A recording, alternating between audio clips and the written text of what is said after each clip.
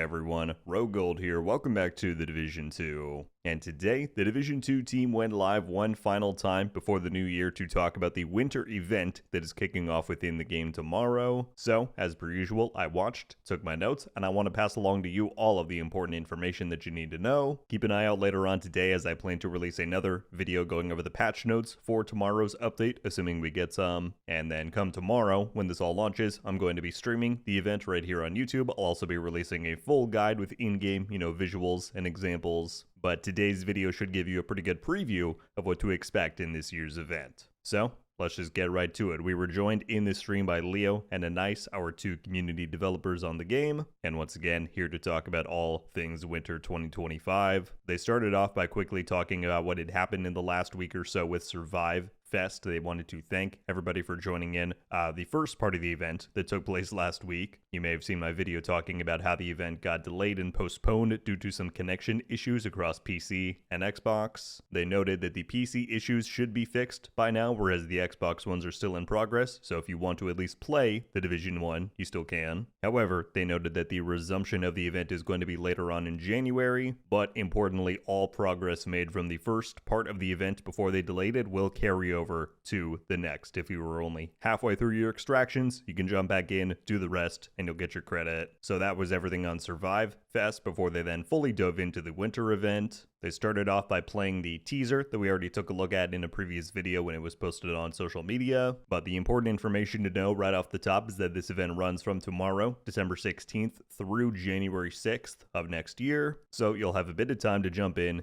and try to get all this stuff done. Alright, so they then went through a lot of information about this event very quickly. I'll do my best though to go piece by piece and let you know what you need to know. So here's the general setup for this event that they described. As you travel around the open world in DC during this event, there will be a chance that groups of 4 Krampus minions will spawn around you. This sounds somewhat akin to the kill squads that we're familiar with in Retaliations, as the devs noted that they will try and hunt you down. Defeating these minions then has a chance to drop you a Krampus bounty. Once you do acquire a Krampus bounty, you can go and fight him at wherever that may be. This bounty will then have a chance to drop you Krampus's mask, as well as a winter event key. We'll talk about those more in a moment. So, the devs noted that this is overall a very similar structure to the Halloween event, and they wanted to stick to that since it was very popular and well received last time. But one thing they did note is that the minion spawning system this time around is going to be much different and less predictable. If you'll remember, with Halloween, the Warhounds would just spawn at the locations where the Loot Goblin could,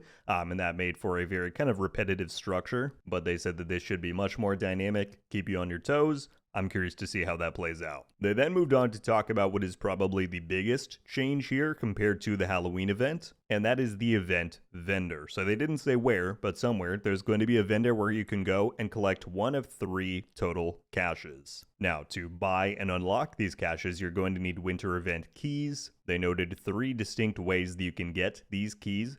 One is from the Krampus bounty that we already talked about. One is that the Krampus minions themselves have a chance to drop them. And then finally, they noted that there will be hidden gifts around DC that can also give you these. I'm pretty excited to see what those look like. I imagine it's similar to the Halloween event where they decorated that one part of the open world near Grand Washington Hotel, but we'll find out for sure tomorrow. So once again, 3 total caches that you can purchase from this vendor. Let's break them down one by one. Firstly is the winter apparel cache. Now, for all my, old school Division fans here, you may be pleased to know that this sounds just like an apparel event from back in the day. This cache is going to contain well over a dozen individual apparel items. These are all exclusive new pieces. They confirm that opening this will get you no duplicates, right? So once you get all of the pieces, then you're done. And again, just like old apparel events, these can be earned via gameplay, or you do have the option of purchasing premium credits to unlock this cache. But what sort of rewards are we looking at? Well, they showed us this photo that I believe displays every single piece and outfit that you can get from this cache. Looking quite cool. The dark Krampus one, also the one on the far left there, looks quite cool to me. They also noted that there will be a skill VFX within this, a skin for the turret called the Candygram. Unfortunately, there was no preview video, it was just this image. And then they talked about how there will also be weapon skins included within this cache. So, that is the first of the 3 caches, the apparel cache.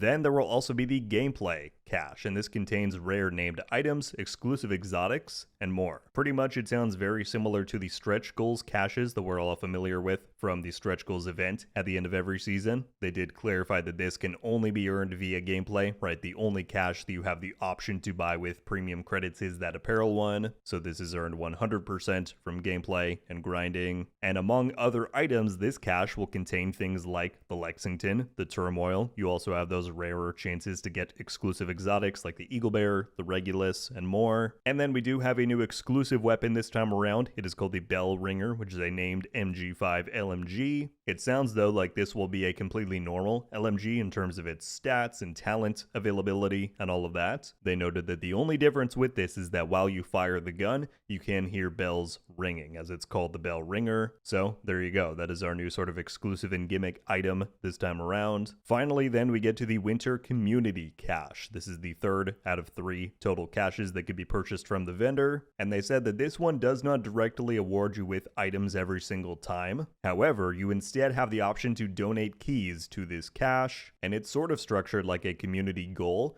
which is pretty cool. I don't think we've really seen the Division 2 do something like this before. So here's how it works. They said if you donate 10 total keys to this community cache, you'll be given a bronze arm patch. 20 donations get you the silver, and then 30 gets you the gold, but you can keep going, right? This is an infinite system within the winter event, and in total, they said that if the entire Division 2 community across all platforms donates 1 million keys before the event ends, then everybody who plays the Division 2 is going to be given the winter Krampus outfit, right? The main one that Krampus is wearing. So that's pretty sick. You know, a lot of different games do these sort of community goal systems. To my recollection, the Division has never done this before, but again, it offers that sort of a grindable and infinite aspect to the winter event, where somebody like myself who doesn't need those gameplay items, I can continue putting my time into the event and donating keys in the hopes to achieve that community goal, get everybody the outfit. So that's pretty cool. I'm looking forward to seeing how that one goes over. Those are the 3 different caches and the primary rewards of this event. They did note one final time though that you need to be sure and log in to claim all the rewards before the event ends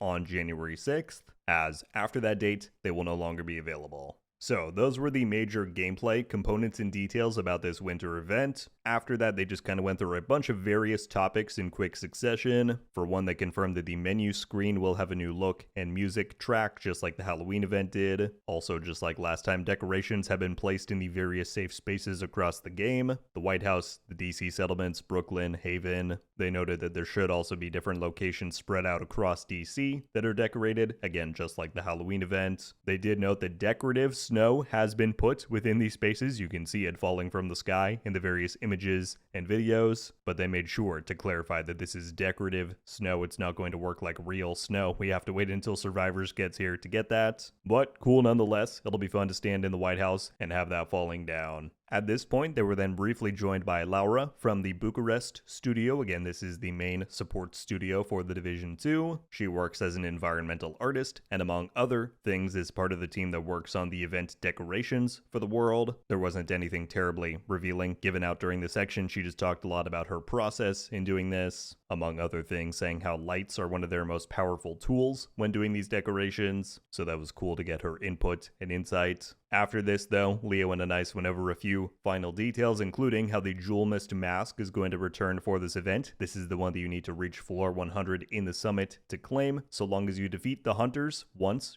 during the event's duration, you will get this mask guaranteed. Additionally, they then went over how there's going to be a new round of Twitch drops. They're running from December 16th, tomorrow, through December 26th. So not the entire length of the event, but about half of it. And so, through the usual flow of linking your Twitch and Ubisoft accounts and watching eligible streamers over on Twitch, you in total can get 2 caches, 1 weapon skin, and 2 backpack trophies, all themed for the winter event. Okay, and then finally, aside from the winter event, they went over one final bit of information at the end here. I did not expect to hear about this within this stream, but it was very, very cool to see what they've done. A couple of months ago, you may remember that we covered a Reddit story within a video. What it involved was this daughter sharing her family's story within the Division community. Her dad, known as Ajon, had passed away due to cancer, tragically, and amongst their family, playing the Division 2 was one of their outlets for connection and bond forming. It was really touching, and so that ended off with her asking if the game would consider doing any kind of tribute or memorial to Ajon. They've done this in the past for other Division agents that had passed away. At the time, we talked about how the game had said, yes, absolutely, we would love to, we'll get in touch. We had not heard anything since, although today they revealed what that tribute is going to be. They showed off this. It is a mural that has been added within Washington, D.C. I believe this is over in the West End by the looks of it. And so this is not just going to be here for the winter event, right? This is a new permanent addition to the open world, and this is really touching. They say that the design of the agent here is based on how Ajon's agent looked within the game, so that's really incredible. They also noted how, in light of this, they have partnered up with the Worldwide Cancer Research Group, and what that means is that a new bundle is going to be coming to the store very soon, and 100% of the proceeds generated by that bundle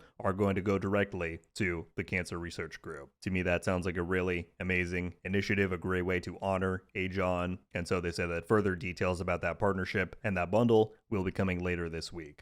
Well, my friends, that is just about everything that they went over in today's developer stream. Short and sweet, but they delivered plenty of information, a lot to digest. Fortunately, we don't have to wait long to experience this for ourselves. Once again, the winter event begins tomorrow, and I will remind everybody one final time that not only will I be streaming the event live here on YouTube, but you can also expect a full guide on the event coming out tomorrow morning, so stay tuned. At this point, I would love to get your guys' thoughts on everything that we went over. From what we've been shown and explained to thus far, what do you think about the winter event? Do you think it's going to live up to the Halloween one, exceed it, maybe not reach those heights? Let me know what you're thinking based off of what we've heard. That's going to do it for me today, though. I will see you all right back here tomorrow. But until then, folks, RogueGold out.